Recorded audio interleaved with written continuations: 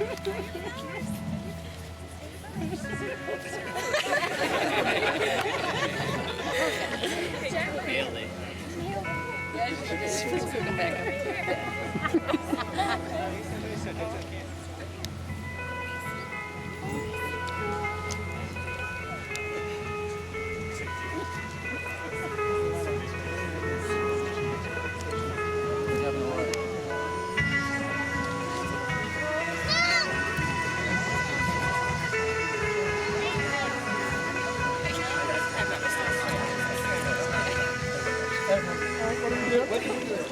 need to stand up for this part, I think.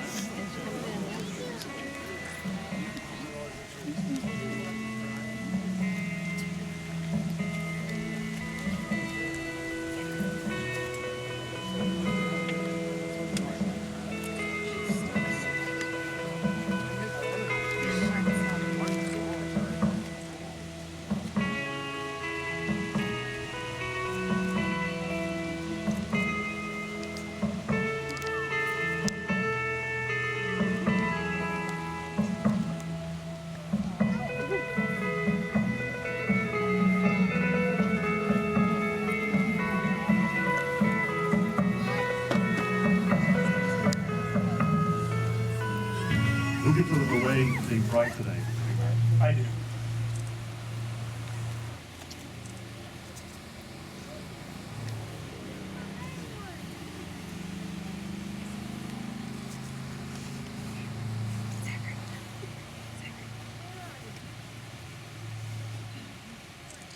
Cape Mela Falcha, 100,000 welcomes to friends and family. We're gathered here today for the union of Kimberly, Corinne Williams, and Martin Charles Duggan.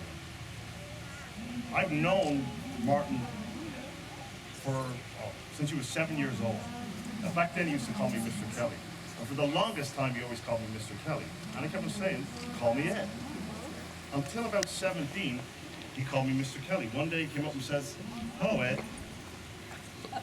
And I said, what changed? He goes, my mom said that I always had to call you Mr. Kelly until I can look you in the eyes. So I'm thinking with that logic, do you still call Kevin Mr. Norrie? and through the years, I've seen him make some interesting choices. I saw him cut his own hair. That was fun. I saw him bleach his hair platinum blonde. I even saw him grow his hair out long and be a rock star. My ears are still ringing for that one.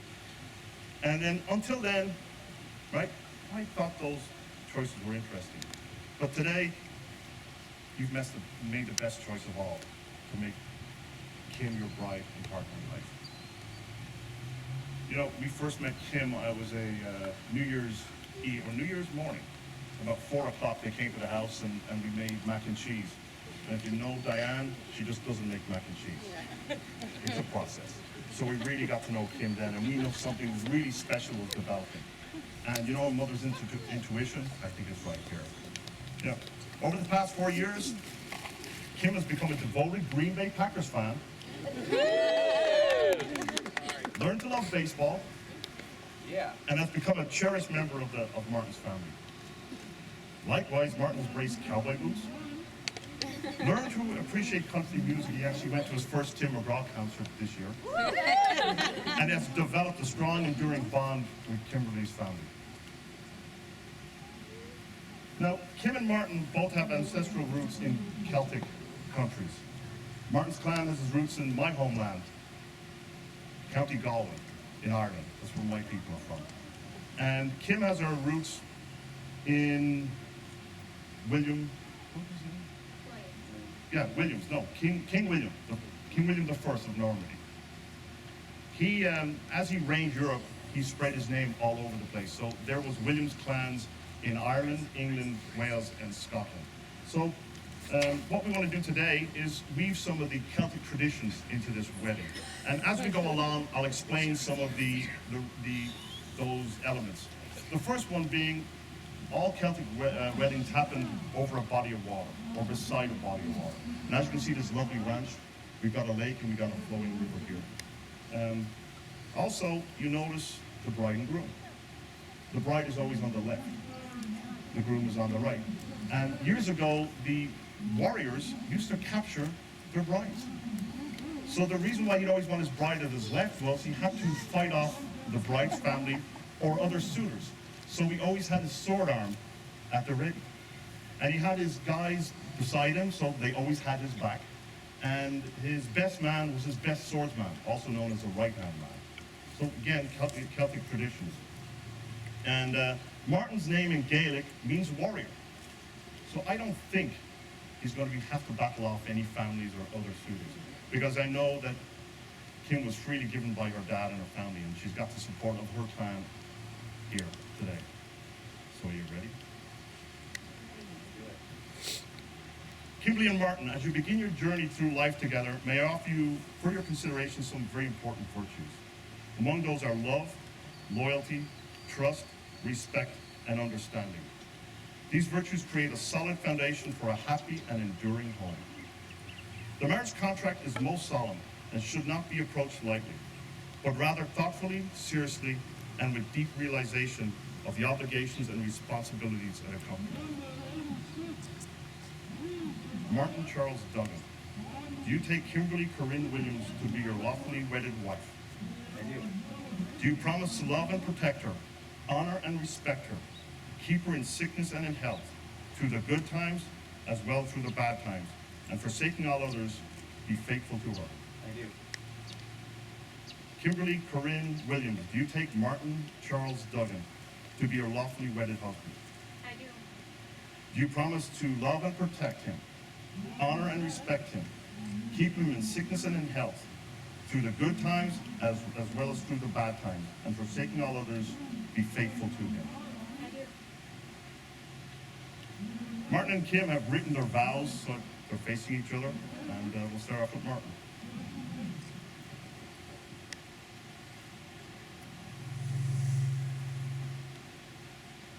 Kim, I promise to be the Harry to your Jenny, the Noah to your Allie, the Walter to your Mildred, your soul's true mirror and match. I promise to go shopping with you and hold your bags, no matter the store, because spending time with you is the most important part of my day. I promise to watch your salt intake because I want us to live to a reasonably old age together. I promise to support you in all of your dreams and aspirations in life. I promise to stand with you in times of challenge and to curb my intake of burritos. I promise to be your ride partner at Six Flags, even if it means trying to stop screaming like a girl. I vow to face all obstacles with you, for together we can conquer anything. Most of all, I promise to love you unconditionally, faithfully, and foolishly until my life's end. I promise to be for you the best husband.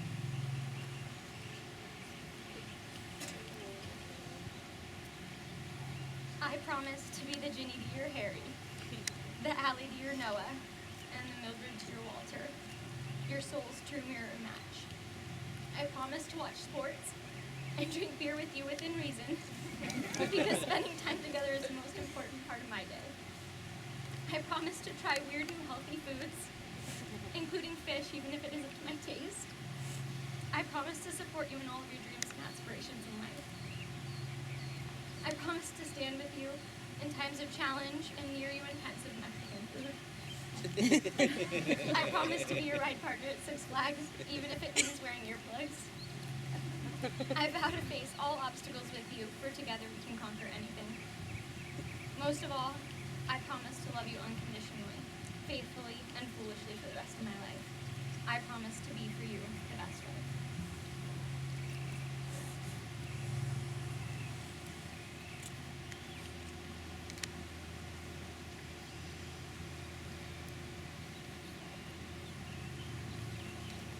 The ring is a symbol of your marriage, a circle without beginning or end, a symbol of wholeness, perfection, peace, and unity. Martin, please take Kimberly's hand. Place the ring on her finger and repeat after me. Kimberly, I give you this ring Kimberly, I give you this ring as a pledge of my faith and love, as a pledge of my faith and love, and a symbol of our unity. and a symbol of our unity. Kimberly, please take Martin's ring, place it on his finger, and repeat after me. Martin, I give you this ring Martin, I give you this ring as a pledge of my faith and love, as a and a symbol of our unity. and a symbol of our unity. Now that you have joined yourself in solemn matrimony and become one, may you sincerely strive for the rest of your lives to meet this commitment with the same love and devotion to one another that brought you here today. Now, the expression tying the knot again originated from Celtic, and it was called hand fasting. And this rite is a symbol or symbolic of joining the bride's and the groom's families together, and indicates united support of both clans towards the newly married couple. Today, Martin's father, Ken, and Kimberly's father, Bill, will bind the hands of their children before they are officially pronounced as husband and wife.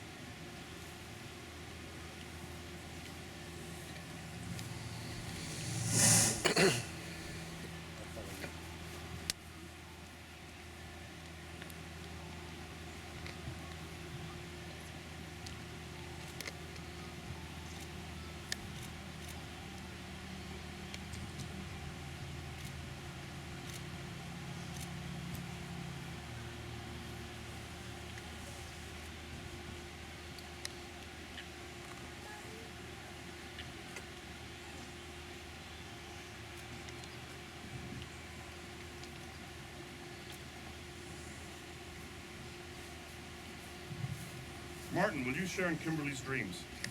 I will. Kimberly, will you share in Martin's dreams? Martin, will you share in Kimberly's burden so your spirits may grow in this union? I will. Kimberly, will you share in Martin's burden so that your spirits may grow in this union?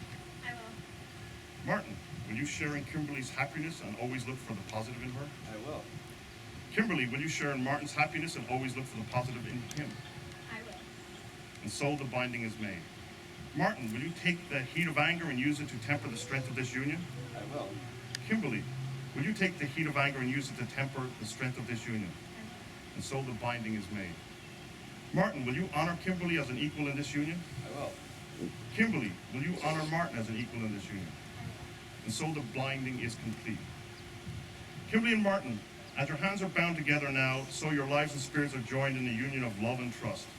The bond of marriage is not formed by these ribbons, but rather by the vows you have made. For always you hold in your hands the faith of this union.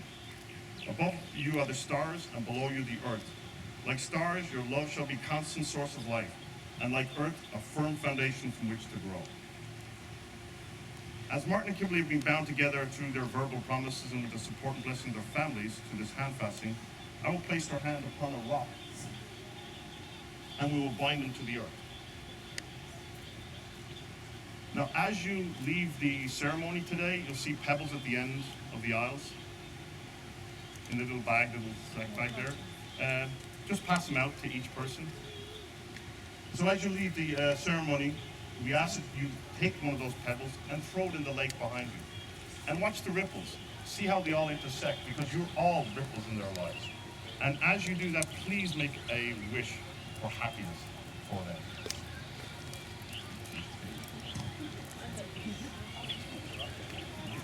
I got your pebble bead. Thank you, dear. Kimberly and Martin, may God be with you and bless you. May you see your children's children. May you be poor in misfortunes and rich in blessings. May you know nothing but happiness from this day forward.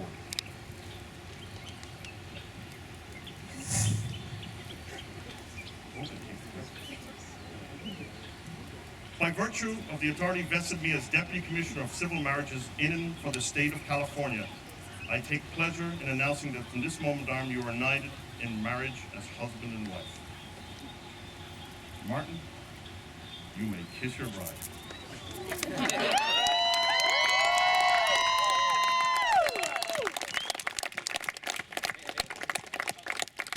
Sláinte agus bra na gúil.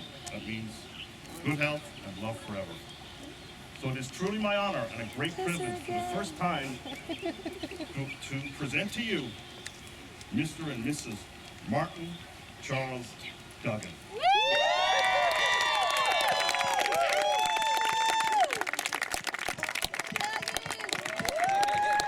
Hey, blow the bubbles as they walk down. Please blow the bubbles.